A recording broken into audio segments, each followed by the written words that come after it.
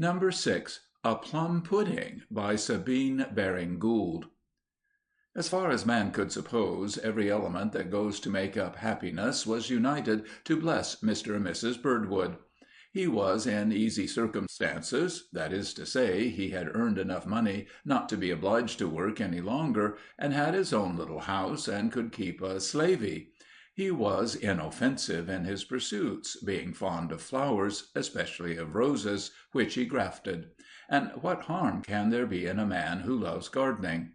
Next to marrying a curate, a woman has a good certainty of her husband turning out amiable and orderly if he grafts roses. Then again, he was in the prime of life, by no means bad-looking, amiable, and placid. You could not study his face and not see that he was good-natured. On the other hand, Mrs. Birdwood was comely, a lively woman, neat in shape, under 30, and of a florid complexion, which ought to suit a man addicted to flowers. She had made a good match, said her friends, for she was one of 14, and had come penniless to his arms. She had been Eliza Gubbins, and had dropped the Gubbins at the altar.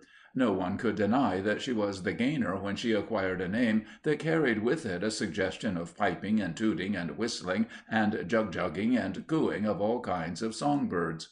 But there is a fly in every cup, a thorn to every rose, some bone in every joint you get from the butcher, a cloud in every sky. Mr. Birdwood was of an over-placid and too easy-going nature to satisfy Mrs. Birdwood, who was impulsive, exacting, and sanguine. He accepted connubial felicity as he did his meals, as something anticipated, necessary, and ordinary.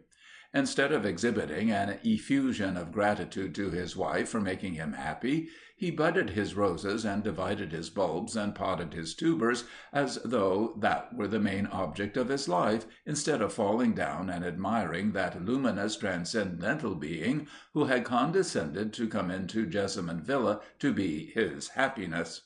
They had been married a 12-month, rather more. Eliza Gubbins had supposed that an enamored swain, after marriage, would grow in love like a conflagration, which increases as you add fuel. But it was not so. He was warm and approving, but never rose above blood heat.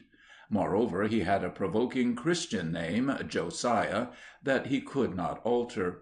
Eliza had fed on poetry and romance in her maiden days, and the name Josiah had in it nothing poetical, no romance. "I can't call you Jos," she said, "for that is the short for Joseph or Joshua." "Well, then call me 'Ziah." "Sire!" "No, thank you. It would seem as though I regarded you as my sovereign." As yet there was no child, nor prospect of one. This fact might have been considered a reason why they should have been more than ever devoted to one another, as there was no distraction, no one else in the house to love except the slavey, and she was naturally out of the question. But it was not so. Mrs. Birdwood had nothing else to think about except the lack of ardor in Mr. Birdwood, and nothing else to do but fret over it. "My dear," said Josiah Birdwood one day at table, "my dear, I think Maggie Finch is just about your size and build." "Maggie Finch? And who is she?" "I mean the girl at Miss Thomas's, the dressmaker's." "Maggie Finch, indeed!" exclaimed Eliza, turning first red, then white. "And pray, what do you know about that?" witheringly. "Maggie Finch." "Oh, nothing, my dear, only she is in Miss Thomas's shop." "And what do you know of Miss Thomas's shop?" "Why not, my dear? You go to Mr. Gardiner's Mr. Gardiner, the tailor, I mean." "Oh, of course I do. I have tailor-made dresses." "Then why should not I go to the milliner's to have a milliner-made suit?" "It is preposterous! Maggie Finch, indeed! How do you know she is a Maggie?" "Miss Thomas calls her so." "Besides—" "Well?" sternly eyeing him. "I got her the situation." "Oh, I see. You got her the situation. Yes, her poor father—" "I want to hear nothing of the poor father. It is poor Maggie you think of. I see all, clear as daylight. A Finch and a Birdwood match much better than a Gubbin and a Birdwood." And then she burst into tears. "My dear, be reasonable, and kindly give me a spoonful of gravy. My bacon is dry." How can you? How can you? Heartless, cruel man! Oh, that I had married a commercial traveller!" "A bagman, my dear? You need not open your mouth, nostrils, and eyes with such a snorting affectation of surprise. I said it, a commercial traveller."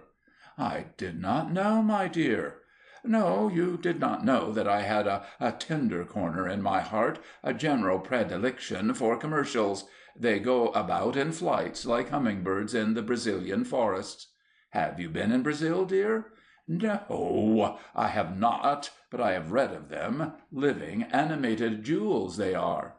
"Which, the bagmen or the hummingbirds?" "I won't speak to you any more. You purposely misunderstand me to insult me, that you may go off to your Maggie Finch's. There is only one, dear.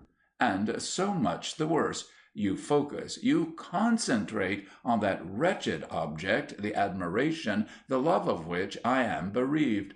If you go gallivanting and meandering round dressmakers' assistants, I can do the same. I will not be left out in the cold for any Maggie Finches, I can tell you. There are plenty of bagmen, as you call them, commercials in their proper designation, who would be only too glad, too proud, to lick the dust off my feet." "My dear, you are hot." "Well, I have occasion to be hot." "And my tea is cold." "This is an outrage!" Mrs. Birdwood rose and flounced out of the room.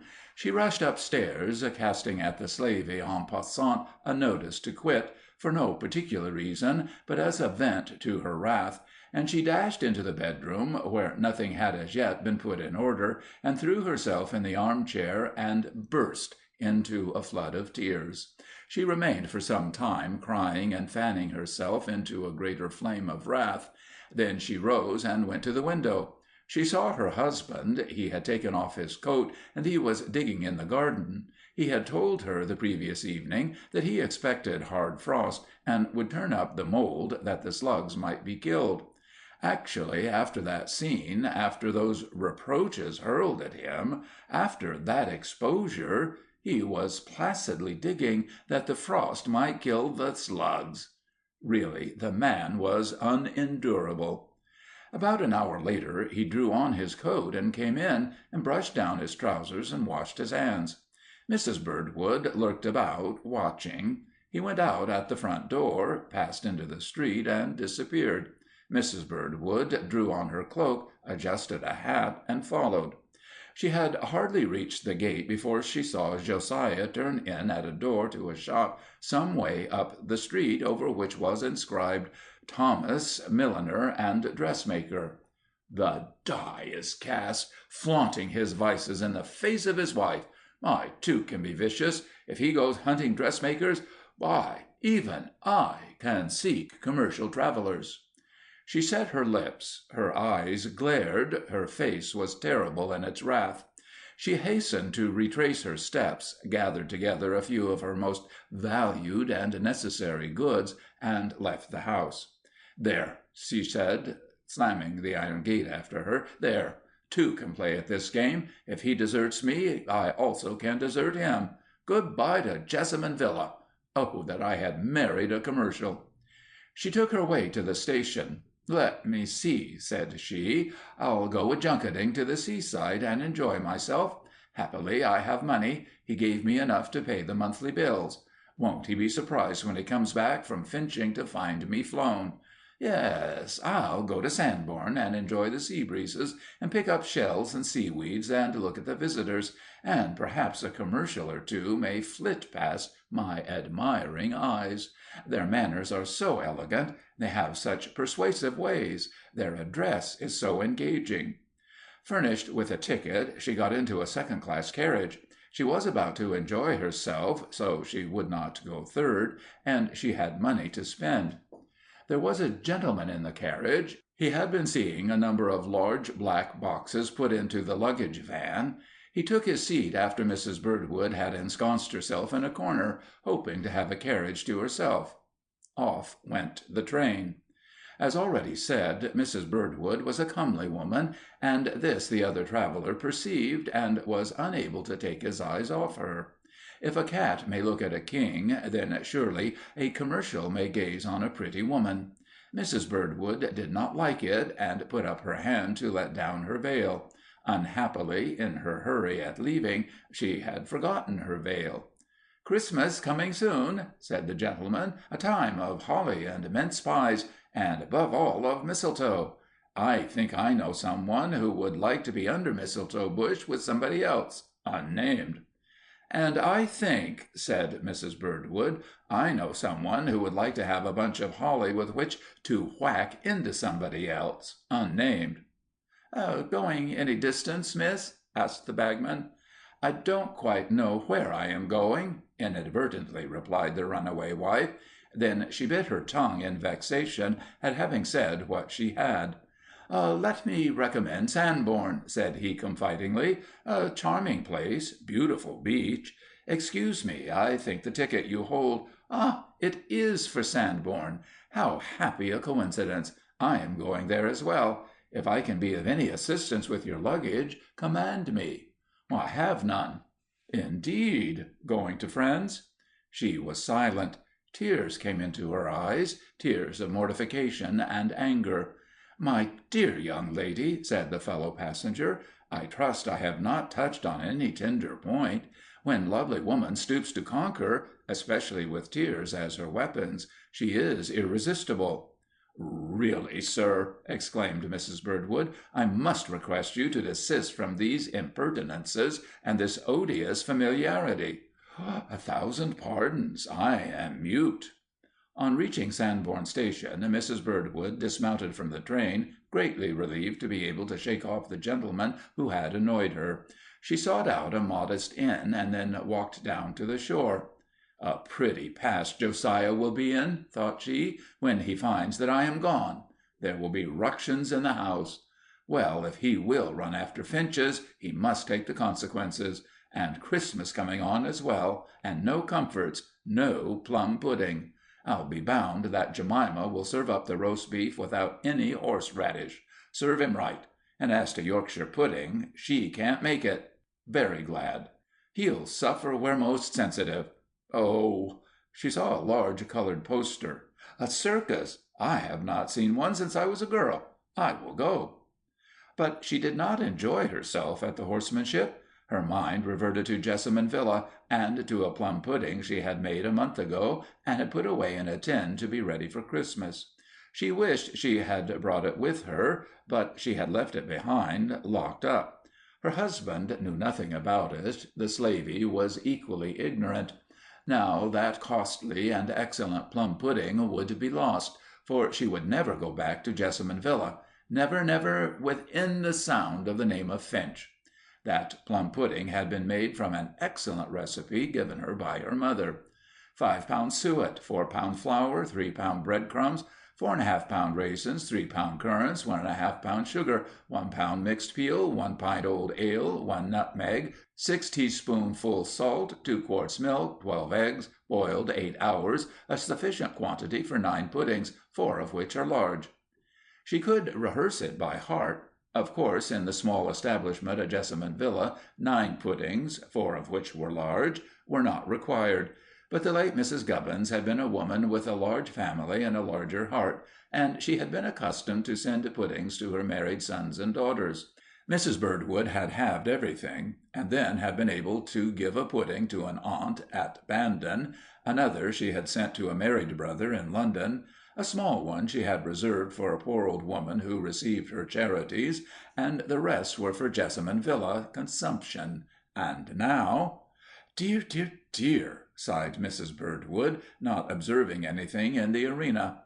"I beg pardon, did you mean me?" asked a voice. She turned and saw the commercial traveller beside her. "No, sir," she retorted sharply. "I alluded to the pudding. With raisins at 5 pence and only 9 eggs a shilling, it is dear, very dear, inexpressibly dear." "I beg pardon again. I don't quite take it in. The pudding was not for your consumption, sir. You would confer on me, miss, a great favor if you would give me your name. 1,000 apologies for asking." "My name is—" She choked. Should she give her married or her maiden name? Never mind. "and mine is Fisher. I am in the hosiery and haberdashery business. That is to say, I travel for a firm in that line. I am now staying at the Woolpack." "At the Woolpack? Well, so am I," she cried in dismay. "This will never do. No, never." She dashed out of the circus, went to the inn, removed her trifling effects, paid her bill, and departed to the Red Lion. Next morning she came down to the coffee room, and was dismayed to find there Mr. Fisher. "Good gracious me!" she exclaimed. "I thought you were at the Woolpack." "So I was, but as it seemed to offend you, and I could not think of annoying a lady, I went back when the performance was over, paid my account, and departed to another inn, the Red Lion." "This will never do," gasped Mrs. Birdwood. "I shall leave immediately." She hastened to the station and took the train for Bandon. She would go to her aunt. The Plum-Pudding had preceded her. If she followed, it was but like a player of bowls, who delivers his ball and then runs after it. Her aunt was pleased to see her, and asked what occasioned this visit. Mrs. Birdwood made the excuse that she wished to see her before Christmas, and that she had friends in Bandon she also desired to see. She had not visited them since she gulped, her marriage. "I dare say, auntie, I may remain here a few days?" "Delighted, my dear, to see you. But you do not intend to remain long, because Christmas is at hand, the day after to-morrow, and of course you will be back for that." Mrs. Birdwood looked down and did not answer. Next morning she went to see friends. About midday she returned, when she was encountered by her aunt in the passage. "My dear, dreadful news! Have you heard?" "Heard? No. What?" "It comes from Jemima's mother, your maid of all work, as you took from here at my recommendation. She writ to her mother yesterday evening, and it is shocking, orful." "What is it, aunt?" Mrs. Birdwood turned white. That slavey had written her that her mistress had run away, and doubtless with amplifications of her own, run away with a commercial in the hosiery and haberdashery line, and had been seen with him at a circus at Sanborn. "You must prepare yourself for the worst," said the aunt. "I know it," gasped Mrs. Birdwood. "I don't see how you can, as it only happened yesterday," said the old lady. "Well, tell me all. Hold back nothing." "Your dear Josiah! He's gone and scalded hisself to death in trying to bile a plum-pudding for his Christmas dinner. The flesh has come off in collops, just like an overboiled leg of veal, with rice, you know. Don't cling to the bone. I had a rabbit, too, once." Mrs. Birdwood uttered a cry. She did not stay to hear about the rabbit, but flew to the station. She was just in time to catch a train. She took her ticket she asked for one to Jessamine Villa, but the clerk said there was no such station. Then she recalled the name of the town, in the outskirts of which Jessamine Villa was situated. Weeping, trembling, sick at heart, she sat in the third-class carriage as she was whirled home, to the home she had left, to the husband she had deserted. On reaching the station, where she had to disembark, she flew to the villa. From a distance she could see the blinds were drawn down, but then it was evening, and a lamp was alight within. Was it where he was laid out in his bones? She burst in at the door, bathed in a dew of anguish as well as heat, rushed into the sitting-room, and found there Mr. Birdwood in an armchair by the fire, his foot up, reading a catalogue of horticultural structures. "Well, my dear," said he, "back again?" "And you have not been scalded?" "Yes, my foot." "How?" "Jemima said she couldn't make a Christmas plum-pudding, and I said we must have one, so I tried my hand." "But the flesh, has it left the bone in collops?" "No, I am blistered, that is all. I spilt the mess over my foot. It was not quite on the boil, I believe." "Goodness me! And how did you make the mess?" "Well, all right. Raisins and flour." "No suet?" "No." "No mixed peel?" "Never thought of it." "Any old ale?" "Of course not." "Nor eggs?" "Did not suppose they were wanted." "Then," said Mrs. Birdwood, "it was a mess. I'm glad it was all spilt." She heaved a sigh. "Oh, Josiah, how could you?" "I did my level best," he replied. "Now look here. Do you see that parcel? Open it. It is a silk gown. My Christmas present to you, all ready for you to wear to church tomorrow. It was fitted on Maggie Finch, as she is your size and shape." With trembling fingers Mrs. Birdwood opened the parcel and drew forth a really gorgeous silk dress. "Oh," she said, "and that Finch! She served as dummy on which to fit it, you know. And that was all that took you to Miss Thomas's? What more do you want? Not an evening dress also, low-breasted and shoulder-straps? Oh, Josiah, I have been so wicked. I thought, but never mind what I thought. I intended to run away and desert you. Fancy! Forever. Pshaw! You couldn't do it. And to take up with a commercial. My dear, you couldn't do it. And his name is Fisher. Not a hummingbird, but a kingfisher, I suppose. But in the hosiery and haberdashery line, you couldn't do it." "I really believe you are right," said Mrs. Birdwood, throwing herself on his neck and bursting into tears. "There, dear, that will suffice," said Josiah. "And," asked his wife, "what did you think when I disappeared?" "I didn't think anything about it. I knew it was all right." "And what have you been doing without me?" "Well, I've been trying to make up my mind whether to have a span or a lean-to conservatory." "You are positively incorrigible." "Then I tried my hand on the plum-pudding and failed. So now we shall have to do without." "No, 10,000 times no," replied Mrs. Birdwood triumphantly. She went to a corner cupboard, unlocked it, produced a tin, took off the lid. Here is a real plum-pudding for our happy Christmas dinner." "And," said Mr. Birdwood, "I bought a sprig of mistletoe at the door, and will kiss you under it." End of A Plum-Pudding by Sabine Baring-Gould.